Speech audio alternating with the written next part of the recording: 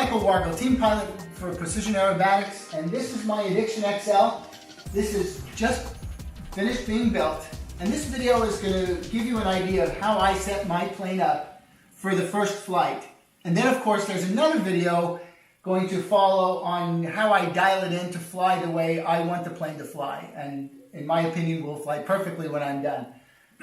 But for right now, I'm going to go over some of the basic settings and how to program the radio, and show you what I did with the linkages and so on to make sure that you understand what has to be done to make sure this plane is as good as it can be for your first flight.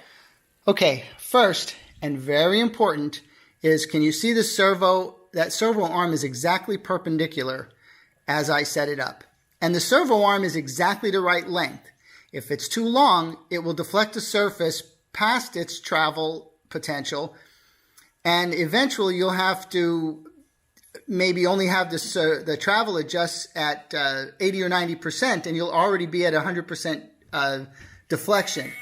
And that's a problem because you're losing a lot of torque and a lot of resolution because the servo is just moving the surface too far. If it's too short, it will not allow you to deflect it fully. So you need exactly the right length servo arm.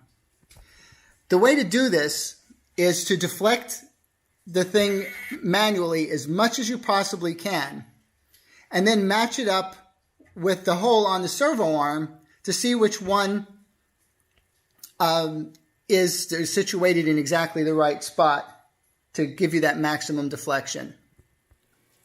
The correct way to test this is to deflect the servo to its max.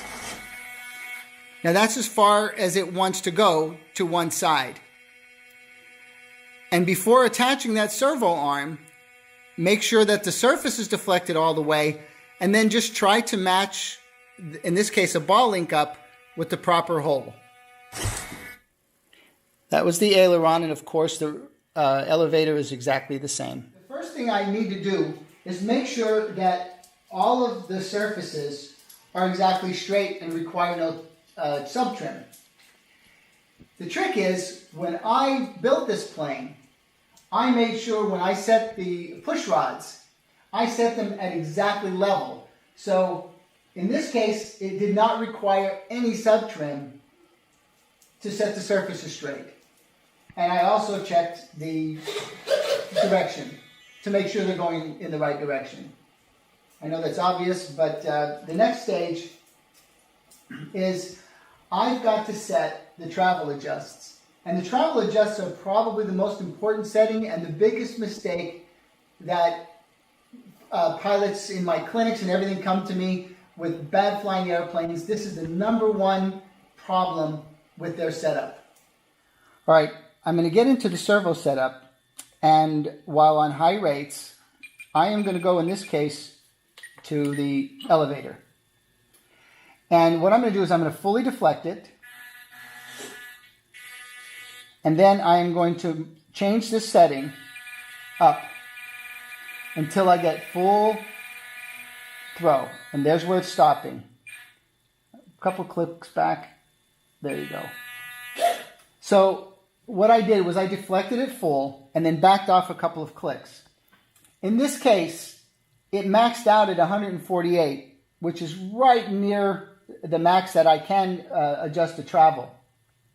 If it didn't get all the way to the top, I would have to change servo arm positions to a longer position to move it to an outer hole. But in this case, it's right on the money. I'm getting full deflection, so I'm going to leave it there. Now I'm going to take and push it full down and see what I can get out of full down.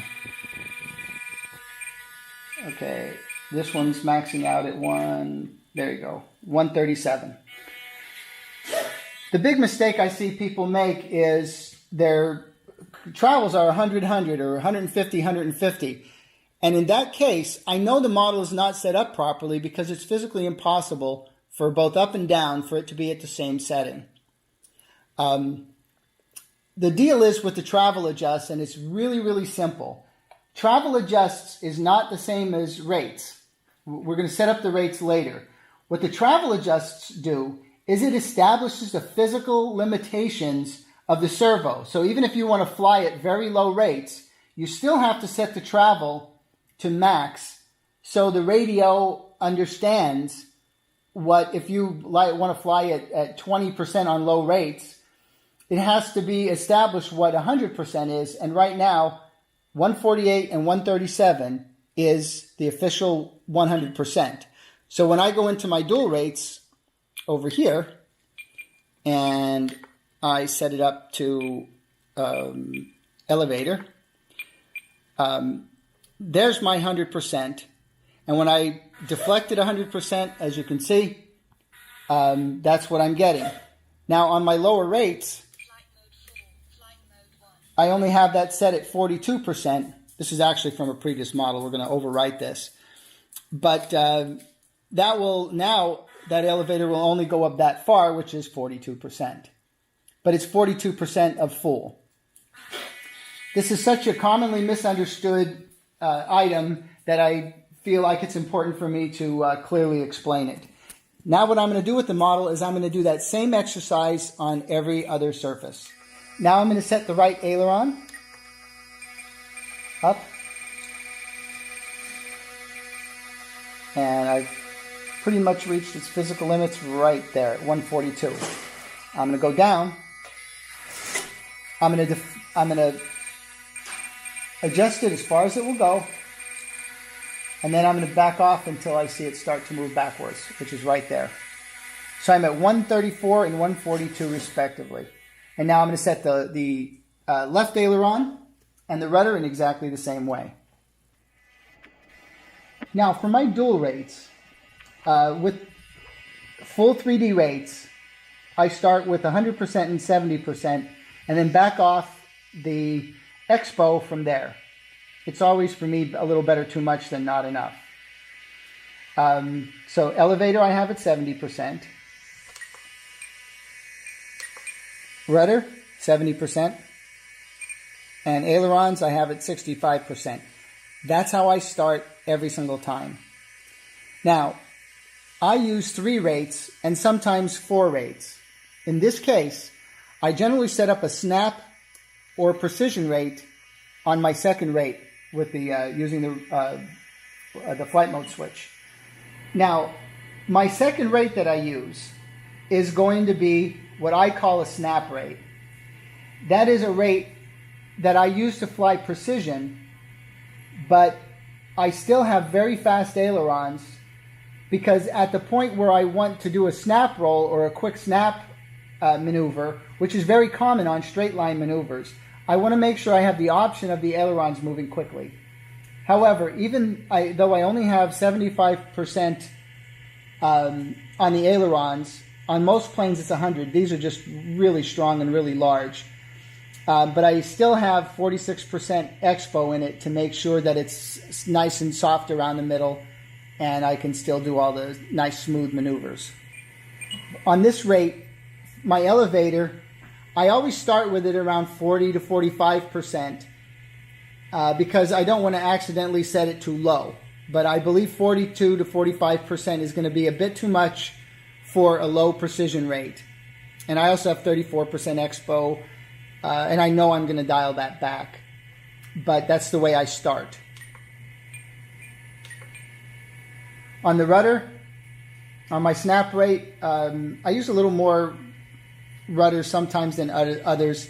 I usually start around 50%, 45%. In this case, I have it at 47% with 33% expo. That's just the way I start. Again, this is all going to change once I get going.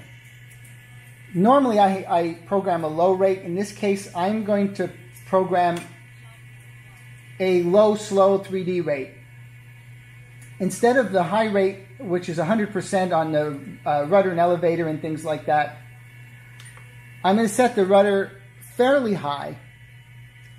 I'm going to set the aileron fairly high and the elevator fairly high. But you notice they're not all at 100%. The reason is this plane has so much control in each surface. They're so big that if I dial them back a little bit, it tends to make the rolling harriers and maneuvers like that a little smoother and the plane doesn't want to rotate so fast. So again, I'm going to dial this in, but these are the rates that I'm going to start with. You can easily do all the rolling Harrier maneuvers and everything you want to do on full rates. But for the most part, with this plane, once I get down low, I like to tone down some of the surfaces just a little bit. This plane tumbles very well just the way it is, and I use full rates for that. But I put a mix in this aircraft, which is an elevator flap mix.